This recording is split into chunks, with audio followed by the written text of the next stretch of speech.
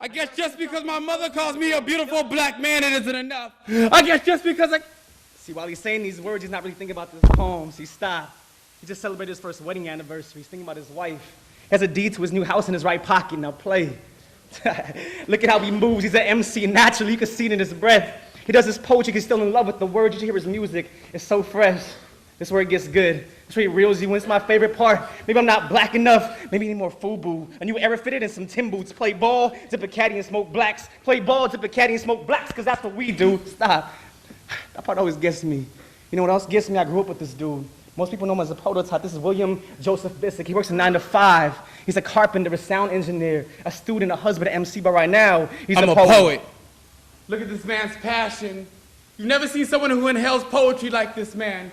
But right now, he's not thinking about this poem. He's thinking about Denver, his heart, his hometown, and how we drove 16 hours to Cali for this art form. See, that's an art form in itself. He has a new life, a new love, but he's battling the same pain. At any given time, you could turn him up and hear the battle in his words. When they met my matchmaker, when I took that money and decided when they were gonna dream that night or... See, this is his dream.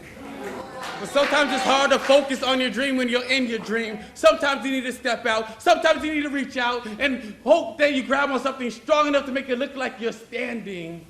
See, the best part about watching Shane with no sound is you can hear his soul yelling, "Go in, Shane, go in. Fly, son, you are fly, son." He's hungry and humble, a dedicated dreamer, but right now, he's a poet.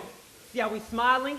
This is what makes him tick. But he feels his words don't belong to him, so he's trying to get rid of everything inside of him. Maybe that's why they say a poem is never finished but abandoned. But right now, he's not thinking about this poem. He's thinking about putting school on hold to turn performing from a hobby to a life was the right choice. It's like shooting at bulletproof stars with glass bullets. Dreams are not shatterproof.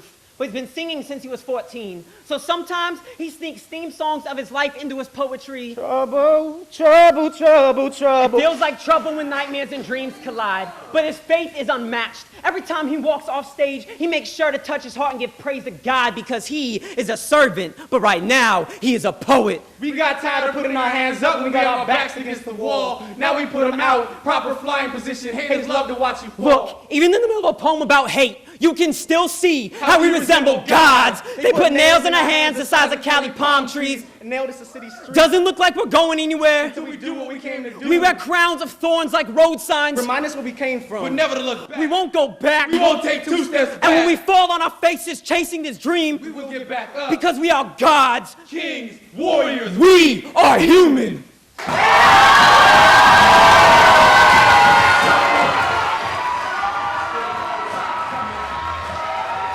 Give it up for Empire Mindstate! Come on. Judges, on the count of 3. 1, 2, 3. Judges, put